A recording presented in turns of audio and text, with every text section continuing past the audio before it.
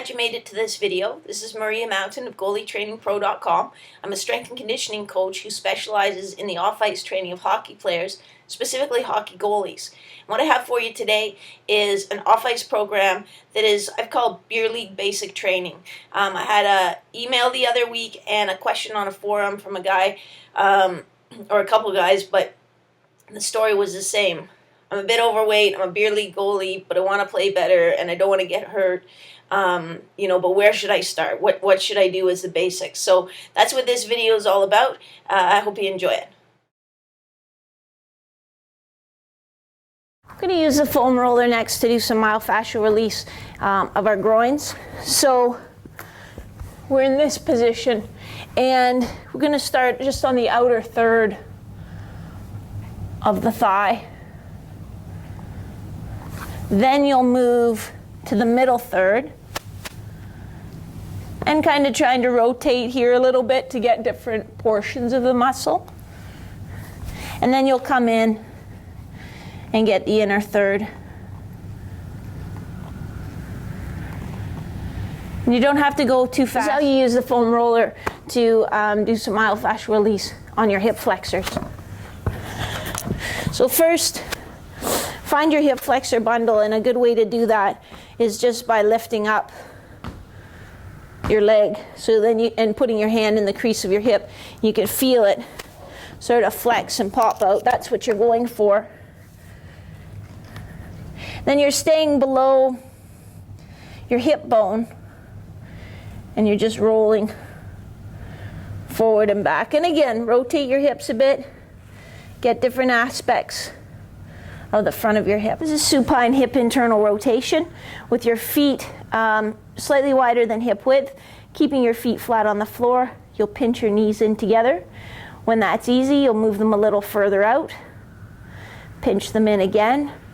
You can change the angle of your knees, so straighten your legs out a little bit more or bend them in a little bit more, just to get a slightly different stretch on the muscles. You should not feel any pinching sensation inside your hip when you do that. It should just feel like a gentle stretch. You're not trying to force that movement. Again, you're just going to the point of a gentle stretch. You do the half kneeling groin. One knee is down, this knee is straight, and that's really important. Don't let it bend. And then you're just sitting back in your hips till you stretch here, and you'll also feel a stretch here, slightly different stretch on each side. And then you can also change and do some diagonal reaches from that position to work in movement of the abdominals.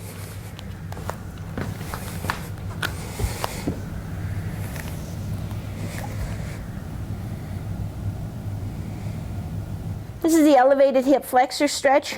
I've actually set myself up on a bit of an angle to the step. Then I'm coming across, and now I'm bringing my hips and my shoulders so that they're square to the step. And I feel a stretch in the leg that's down. I'll show you it from this side. So I'm coming in from an angle at the step, put my foot straight on the step, bring my hips and shoulders around to be square, and I'm feeling a stretch either here or into your thigh. Staying nice and tall in your torso. If you want more stretch, squeeze your glutes together as opposed to leaning back and extending your back. Thoracic spine or T-spine mobility is really important. It's actually a part of the spine that's meant to be more mobile than your lower back. So when I say T-spine, I'm thinking about your mid-back from about here up to just the tops of your shoulder blades. It actually is intended to have mobility.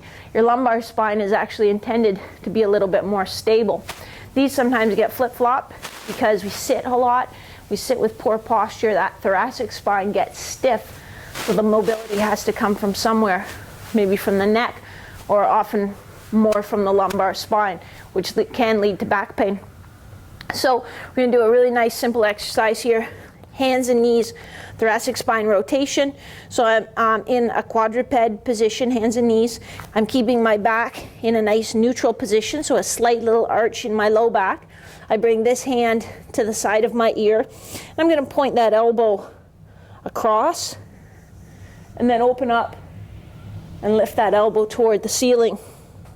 And I'm following my elbow with my head as I go. And I'm just going as far as I can.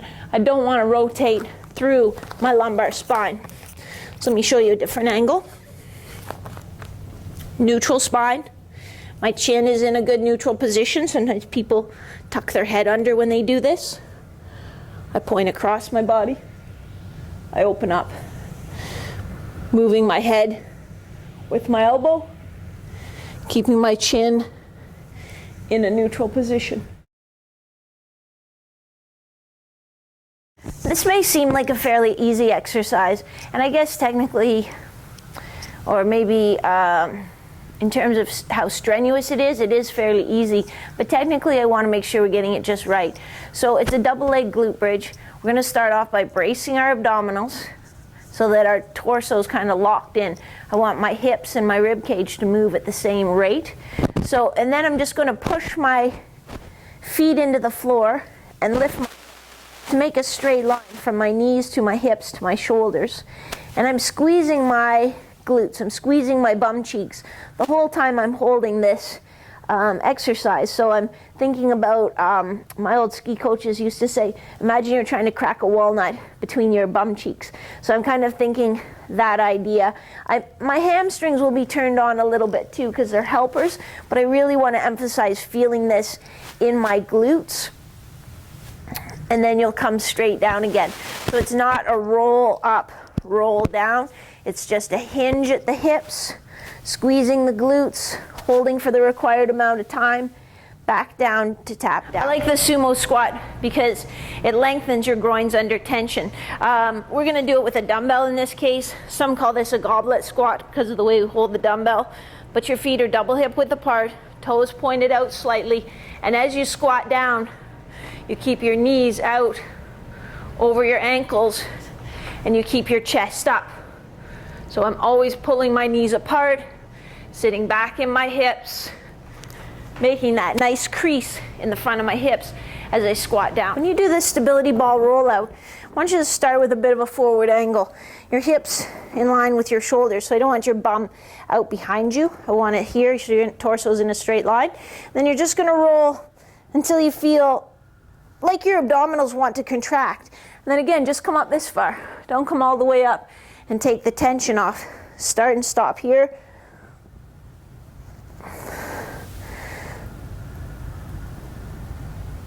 Bracing with your abdominals the whole time. If you get to a point where you feel that jump on your back really strain or almost quickly tighten up, you've gone out too far. So slow down a little bit, stop. As soon as you feel like your abdominals just want to tighten. This is a mini band step lateral. This is just a little yellow elastic band. You can also do this just getting a piece of TheraTube and tying it in a circle. But basically you want to take about a 6-inch step, bring your feet back to about hip width apart, keeping your shoulders and your hips perfectly level. So as you fatigue, or if you're not using the proper muscles, you should really feel this one out here as you go along. If you're not using the proper muscles, you'll get a little teeter-totter going, or another cheater is to drag this back foot along. You want to pick up your feet, brace with your abdominals, level shoulders, level hips, feeling it out here. And this is my posture, just a very slight knee bend as you go. Final thing, make sure your toes are pointing straight ahead. Some people really want to turn that lead foot out. It needs to stay pointing straight ahead, so we're targeting the proper muscles. Call this one a W drill. I just have the cones set out in this kind of zigzag pattern that makes a W. So I'm here, I'm going to do a little pivot, come back, pivot, up, pivot, back, pivot, up. And then I can come back the exact same way. So pivot, pivot, pivot, pivot. So getting a little bit of that hip turn, then a nice quick powerful push.